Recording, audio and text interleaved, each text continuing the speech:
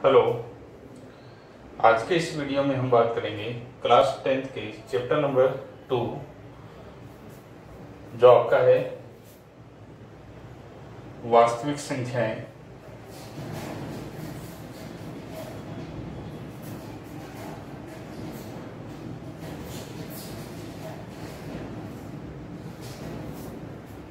अंग्रेजी में कहेंगे इनको रियल नंबर।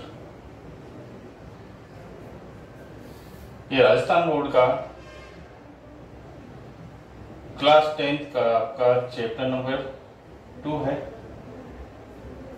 इसका नाम आपका वास्तविक संख्या है अर्थात रियल नंबर। सबसे पहले जैसे चैप्टर का नाम है वास्तविक संख्याएं, तो क्या होती है वास्तविक संख्याएं? वास्तविक संख्याएं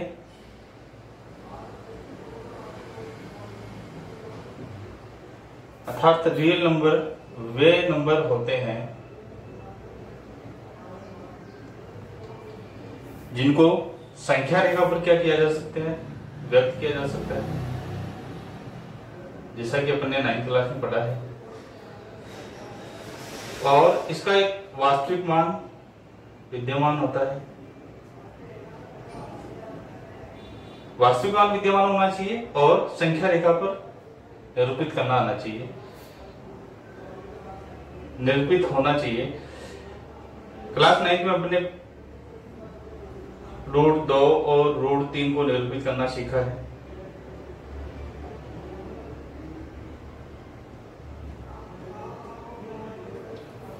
और इससे छोटी क्लासों में अपन ने बहुत सारी संख्याओं को संख्या रेखा पर अपन ने वक्त दिया है। क्लास 9 में हमने इस प्रकार की संख्याएं देखो निरूपित की थी, जो आपको याद होगी। यानी कि संख्या रेखा पर व्यक्त होनी चाहिए और उनका कुछ ना कुछ वास्तविक मान होना चाहिए। बेसिकली वास्तविक संख्याएं दो प्रकार की संख्याओं से मिलकर बनती हैं। पहली आपकी है परिमेय संख्याएं,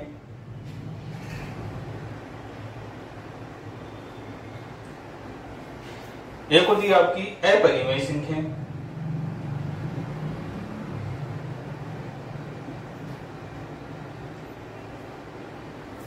वास्तविक संख्याएं परिमेय तथा अपरिमेय संख्याओं से मिलकर बनी होती हैं। वास्तविक संख्याएं अंग्रेजी में कहेंगे इनको रेशनल नंबर। ये कहलाती है आपकी इरेशनल नंबर।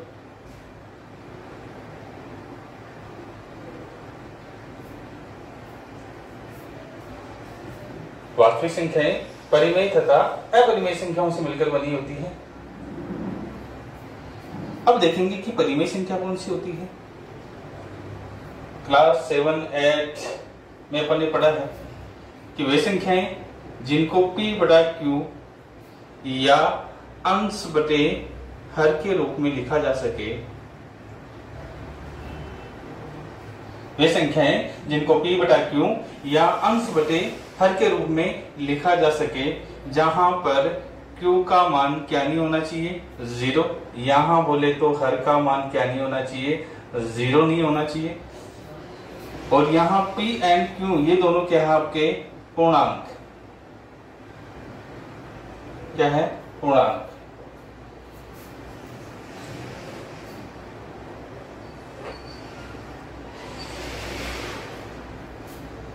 अपरिमेय संख्याएं वे संख्याएं होंगी जिनको P बटा Q के रूप में नहीं लिखा जा सके। वे संख्याएं आपकी कैसी कहलाएंगी, अपरिमेय संख्याएं कहलाएंगी। यहां भी P एंड Q क्या है, पूर्णांक है। अगर परिमेय संख्याओं के एग्जाम्पल देखे जाएं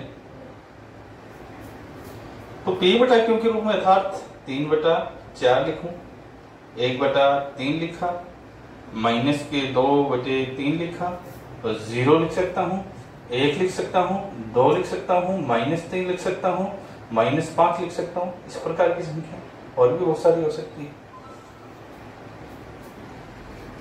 9th क्लास में इसके भी अपन ने एग्जाम्पल देखे हैं। अपन ने देखा कि रूट 2, रूट 3, रूट 5 इस प्रकार की संख्या है। एक वैल्यू और देखा होगा पाई, ये भी एक प्रकार की अपरिमेय संख्या होती है। परिमेय संख्याओं का एग्जाम्पल पी बटा क्यू। पी बटा क्यू देखो, ये वाला पी का वैल्यू और ये वाला किसका वैल्यू, आपका क्यू का वैल्यू। ऐसा इसमें है, ऐसा इसमें है। इसको भी लिख सकते हैं, इसकी वैल्यू बटे में देखो क्या आ सकता है, इसका 1 आ सकता है, इसके भी 1 आ सकता है, इसके भी 1 आ सकता है। तो पी बटा क्यू की वैल्यू बन रही है। क्यू का वैल्यू यहाँ देखो 0 नहीं हो पा रहा है। क्यू का वैल्यू अगर 0 होता है तो वो परिमेय संख्याएं नहीं होती है। बटे में इसकी भी 1 लिखा जाए तो ये भी पी बटा क्यू का फॉर्म बन रहा है। तो ऐसी संख्याएं परिमेय संख्याएं, इस प्रकार की संख्याएं अपरिमेय संख्याएं।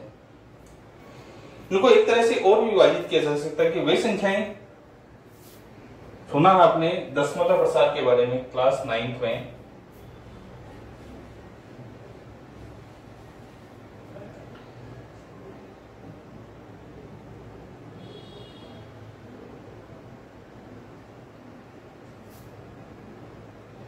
दो टाइप का अपन ने सुना था, एक तो आपका शांत और एक सुना था आपने अशांत, टर्मिनेटिंग एंड नॉन टर्मिनेटिंग।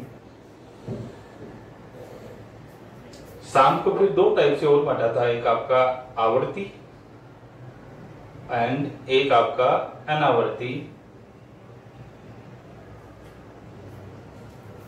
दशमलव प्रसार था आपका इस प्रकार से। शांत कौन सा था, अशांत कौन सा था, कौन सा आवर्ती था, कौन सा अनावर्ती था, इसको मैं आपको एक एग्जाम्पल के माध्यम से बताता हूं। पहला मैंने लिया 1/8, एक एग्जाम्पल लिया है। दूसरा लिया मैंने 2/3। अगर इनको सोल्व किया जाए, 1 में 8 का डिवाइड करने के लिए आपको पॉइंट लगाना पड़ेगा 0, कितनी बार जाएगा, 1 टाइम जाएगा, कितना बचा आपका 2।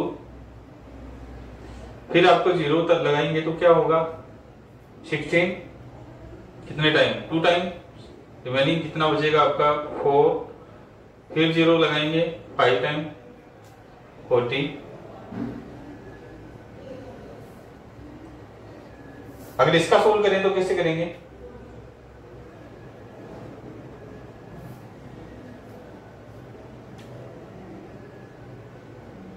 2 में 3 का डिवाइड, पॉइंट लगाना पड़ेगा 0, 18, 6 टाइम जाएगा आपका, फिर बचेगा कितना आपका 2। फिर 0 लगाएंगे, फिर 18 आएगा, फिर 2 बचेगा। इस प्रकार से ये प्रक्रिया आगे चलती रहेगी, 6 6 6 इस प्रकार की आती रहेंगी और आगे चलती भी रहेंगी।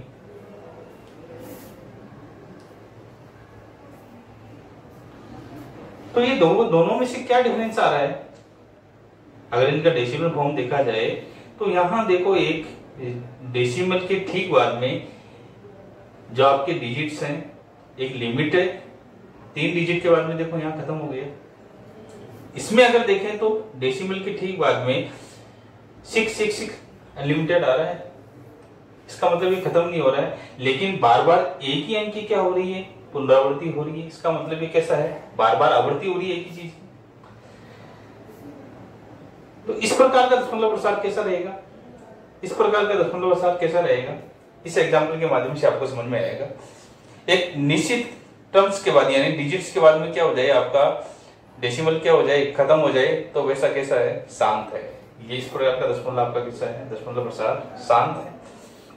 अगर इस प्रकार का बनता है, दशमलव प्रसार चलता ही जा रहा है, लेकिन एक निश्चित टर्म्स की क्या हो रही है, बार बार रिपीटेशन हो रहा है, इसका मतलब ये कैसा है, अशांत तो है ही और साथ में कैसा आपका आवर्ती है।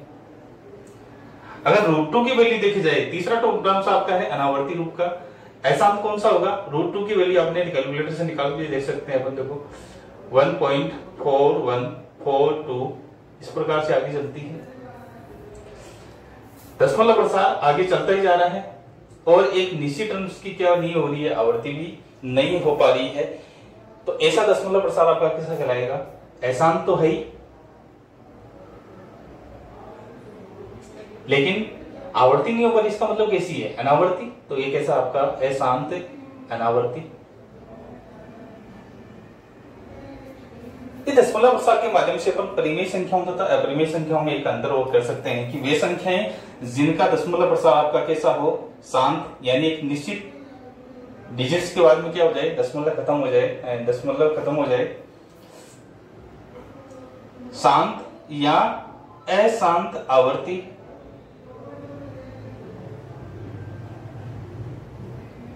यानी वे संख्याएं जिनका दशमलव प्रसार शांत या अशांत आवर्ती होता है, वे संख्याएं भी हमेशा कैसी होती है, परिमेय संख्या होती है।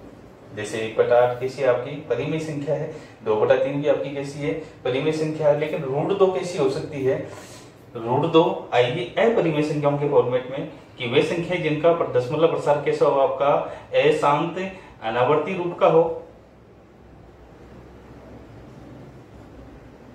वे संख्या आपकी कैसी कहलाएंगी, अपरिमेय संख्या कहलाएंगी। इस प्रकार से परिमेय संख्या तथा अपरिमेय संख्याओं को अगर दोनों को मिला दिया जाए तो बनेगी आपकी कौन सी, वास्तविक संख्याएं, या आपका वास्तविक संख्याओं का फॉर्मेट। अब देखा जाए तो सर ये परिमेय संख्या भी कुछ न किसी से मिलकर बनी होंगी, अपरिमेय संख्या भी किससे मिलकर बनी होंगी। तो देखो इनके बारे में भी देखते हैं विस्तार से। अपरिमेय संख्याओं के बारे में अपन ज्यादा नहीं जानेंगे, यहाँ परिमेय संख्याओं के बारे में देखते हैं।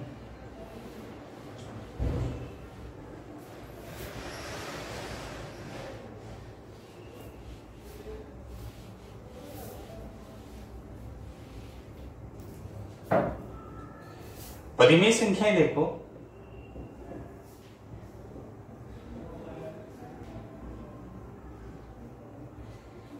परिमेय संख्याएं बेसिकली किस किस फॉर्मेट में लिखी जा सकती है।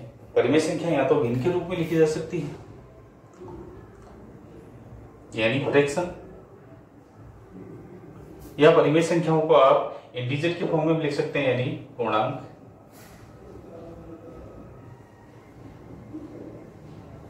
अभी मैंने आपको एग्जांपल बताए 3/4, 1/3, 3/2, इस प्रकार से 0 भी लिखा, 1 भी लिखा, -3 लिखा, -2 लिखा, इस प्रकार से लिखा। भिन्न के रूप में लिखी हुई है और इंटीजर के रूप में लिखी हुई है, जैसा कि आपने छोटी क्लास में पढ़ा होगा। इसका विस्तृत रूप अपन देखेंगे अभी। ये भिन्न की फॉर्मेट है। यहाँ Q का वैल्यू 0 तो कभी हो ही नहीं सकता, वैसे भी यहाँ भी Q का वैल्यू 0 कभी नहीं हो सकता। यहाँ Q का वैल्यू 1 भी नहीं हो सकता। अगर 1 होता है तो वो पूर्णांक के रूप में दर्शाया जाएगा। कैसे? अगर मैंने कोई लिखा -3, अगर इसके बटे में मैं 1 लिखता हूं तो ये क्या लिखा जा सकता है, -3 लिखा जा सकता है। ये पूर्णांक का फॉर्मेट बनेगा। इसका मतलब Q का वैल्यू इस फ्रैक्शन के रूप में लिखने, इसका मतलब यहाँ Q का वैल्यू 0 तो हो ही नहीं सकता और 1 भी नहीं होना चाहिए। यहाँ Q का वैल्यू 0 नहीं हो सकता लेकिन 1 हो सकता है। तो एग्जाम्पल अगर देखें इनके, तो मैं लिखूं 3/4। क्या लिखूं? 3/4, यानी 0 और 1 नहीं होना चाहिए। इसका मतलब ये फॉर्मेट किसके रूप में आएगा, आपका भिन्न के रूप में आएगा, यानी अंश बटे हर के रूप में आपको इसको लिखा जाएगा। अगर पूर्णांक की बात करें तो पूर्णांक में देखो मैंने लिखा -3, -2, -1, 2, 0, 1, 4। इनको भी Q के फॉर्म में लिख सकते हैं। इनके बटे में कितना आना चाहिए, आपका 1 आना चाहिए। यही मैंने बोला कि Q का वैल्यू क्या हो सकता है, हमेशा क्या होगा, 1 होगा। इसका मतलब -3/1 लिखने का मतलब क्या लिखा, -3 ही होगा। तो ये कैसा फॉर्मेट बन रहा है, आपका पूर्णांक के रूप बन रहा है। अब पूर्णांक भी अपन ने देखें कि पूर्णांक में प्लस वाले भी हो सकते हैं, माइनस वाले भी हो सकते हैं, 0 भी हो सकता है। अगर पूर्णांक, अब पूर्णांक कैसे बना, बात तो कर ली। भिन्न के बारे में अपन पढ़ चुके हैं पुरानी क्लास में, ज्यादा बात न करके पूर्णांक के बारे में आपको थोड़ी विस्तृत जानकारी देता हूं।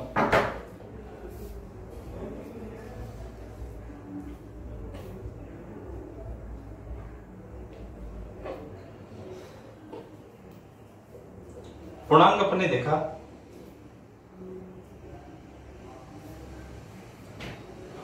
अब ये पूर्णांक बना कैसे, पूर्णांक बना धनात्मक पूर्णांक, यानी पूर्णांक के प्रकार देखे जाए तो धनात्मक पूर्णांक, शून्य पूर्णांक, 3 टाइप से हो सकते हैं, और ऋणात्मक पूर्णांक।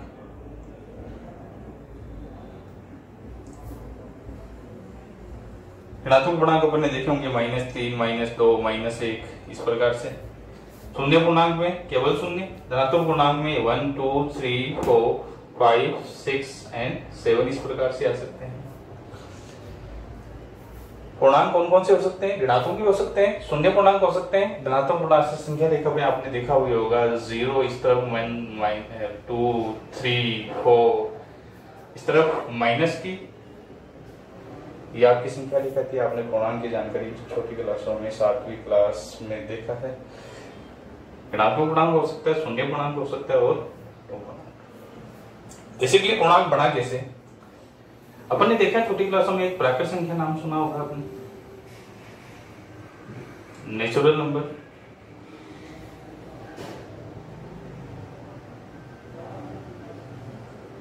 ठीक से देखिए, ये नेचुरल नंबर है क्या? नेचुरल नंबर कौन सी होती है? वे संख्याएं जो 1 से शुरू होकर कहां तक चले, अनंत तक चले, ऐसी संख्याएं आपकी नेचुरल नंबर कहलाएंगी। 1 से शुरू होकर कहां तक, इनफाइनाइट तक चले, वो कैसी संख्या है आपकी? Natural number. यहाँ ये काउंटिंग नंबर से सारे के सारे।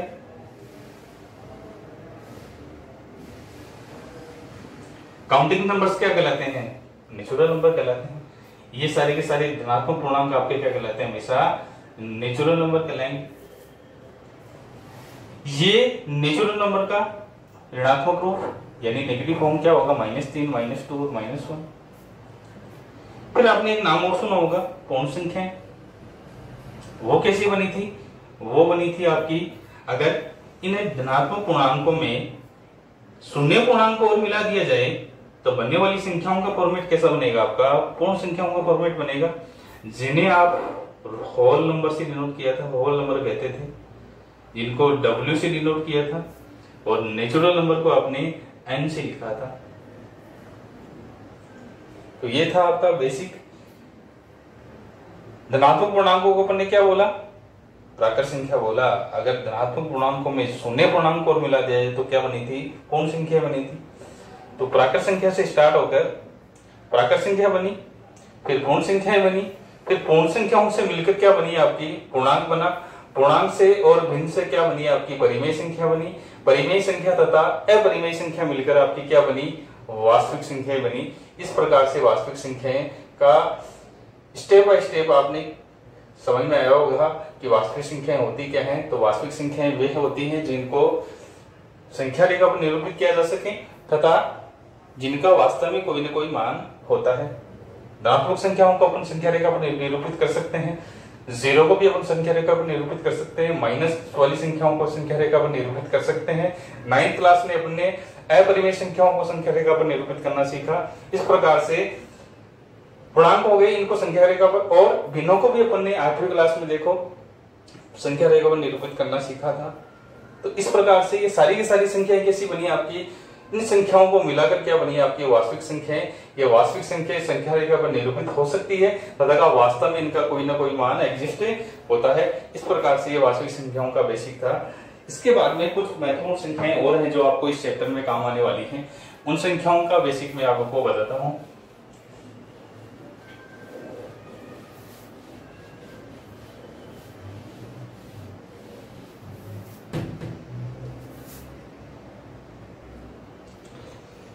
एक संख्या सुनी होगी आपने, अभाज्य संख्या।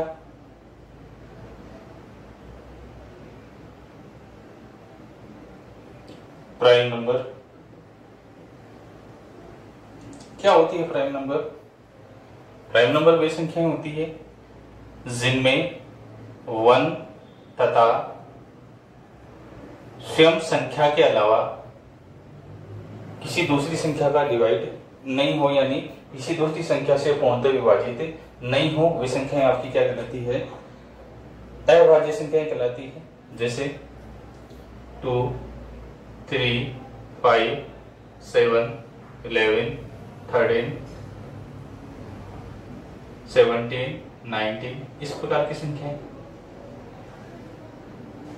इन संख्याओं में 2 में 2 का भाग जाएगा और 1 का भाग जाएगा, 3 में 3 का जाएगा और 1 से डिवाइड होगी, 5 में 5 का जाएगा और 1 का जाएगा। इस प्रकार से तो वे संख्याएं जिनमें 1 तथा स्वयं के अलावा किसी दूसरी संख्या का डिवाइड नहीं हो, वे संख्याएं आपकी क्या कहलाएंगी? प्राइम नंबर कहलाएंगे या अभाज्य संख्या, इनको रूट संख्या भी कहते हैं। या यूं भी बोला जा सकता है कि इनके फैक्टर क्या होने चाहिए, 1 एंड 2, इसका फैक्टर बनेगा आपका 1 एंड 3, इसका फैक्टर बनेगा आपका 1 एंड 5, इसका फैक्टर बनेगा आपका 1 एंड 7। यानी इनके फैक्टर क्या होने चाहिए, 1 और खुद संख्या।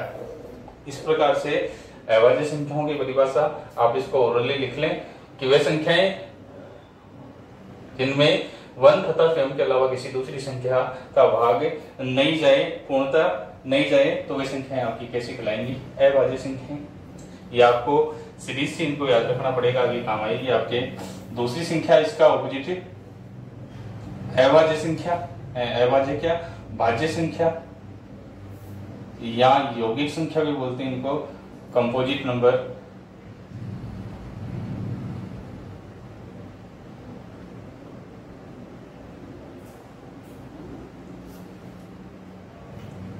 भाज्य संख्या क्यों होगी, या तो गुणनखंड के रूप में बोले या इस प्रकार से बोल सकते हैं कि वे संख्याएं जिनमें 1 तथा स्वयं के अलावा अन्य संख्याओं का भी क्या जाए, भाग चला जाए, तो वे संख्याएं आपकी भाज्य संख्या कहलाएंगी। अगर एग्जांपल देखा जाए तो 4, 6, 8, 9, 10, 12, 14 इस प्रकार की संख्याएं। 4 में किस किस का डिवाइड हो सकता है, 1 का हो सकता है, 2 का हो सकता है और 4 का हो सकता है, 2 से ज्यादा। यानी इनके फैक्टर हमेशा 2 ही बनते हैं, इनके कितने बनेंगे, 2 से अधिक बनेंगे। 6 को किससे डिवाइड किया जा सकता है, 1 से किया जा सकता है, 2 से, 3 से और 6 से। 8 को किया दे तो 1 से, 2 से, 4 से एंड 8 से। यानी कहने का मतलब ये है कि 4 के आपके फैक्टर क्या क्या हो सकते हैं, 4 के फैक्टर आपके 1, 2 एंड 4। 2 से ज्यादा आपके फैक्टर आने, इसका मतलब ये कैसी संख्या है, आपकी भाज्य संख्या है। या 2 से ज्यादा संख्याओं से आप क्या हो सकती है, पूर्णतः विभाजित हो जाएं, तो वे संख्याएं आपकी कैसी कहलाएंगी, भाज्य संख्या कहलाएंगे। सबसे छोटी भाज्य संख्या आपकी 4, सबसे छोटी अभाज्य संख्या आपकी कितनी, 2, और ये सम अभाज्य संख्या होती है।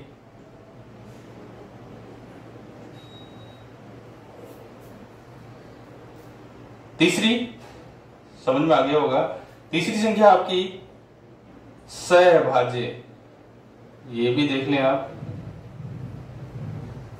कहेंगे इनको को प्राइम।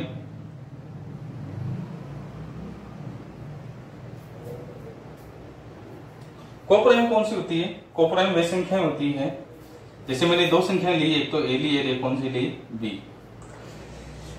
ये सहभाज्य कब होगी आपस में, जब इनका HCF कितना हो आपका 1। HCF का मतलब महत्तम समापवर्तक कितना होना चाहिए आपका, 1 अगर होता है तो वो दोनों संख्याएं आपकी कैसे कहलाती है, सहभाज्य संख्याएं कहलाती हैं। जैसे एग्जांपल लेते हैं अपन 4 एंड 9। 4 और 9 का अगर HCF निकाला जाए तो क्या होगा, 4 के फैक्टर क्या क्या होंगे आपके, 4 के प्राइम फैक्टर आपके होंगे 1 इंटू 2 इंटू 2। 9 के होंगे आपके 1 इंटू 3 इंटू 3, या यूं भी लिख सकते हैं 1 इंटू 2 की पावर 2 एंड 1 इंटू 3 की पावर 2। अगर एलसीएम देखा जाए जो दोनों में कॉमन, और क्या होगी दोनों में कॉमन, दोनों में कॉमन क्या आपका 1, ये दोनों अपन ले नहीं सकते, तो एचसीएफ आपका कितना है 1। अगर एचसीएफ आपका 1 आ रहा है, इसका मतलब ये दोनों संख्याएं आपस में कैसी है, सहभाज्य या को प्राइम है। बाकी एचसीएफ एलसीएम के बारे में अपन डिटेल से आगे इसी चैप्टर में पढ़ने वाले हैं, या सहभाज्य के बारे में अपन जानेंगे। ज्यादातर काम आएगी आपके अभाज्य संख्याएं, इनके बारे में आप जानकारी रखें पूरी। सहभाज्य भी आपके काम आएंगे, सहभाज्य की आप क्या होंगी, इनका एचसीएफ अगर 1 होता है तो वही संख्याएं आपकी क्या कहलाएंगी, सहभाज्य संख्याएं कहलाएंगी। और आगे भी बहुत सारी संख्याएं बताएंगे जिनके सम संख्या, विषम संख्या, जहां इनकी जरूरत पड़ेगी उनके बारे में बात करेंगे। इस चैप्टर, इस वीडियो में इतना ही। आगे चैप्टर के संबंधित क्वेश्चन अपन अगले वीडियो में करेंगे। तब तक के लिए धन्यवाद।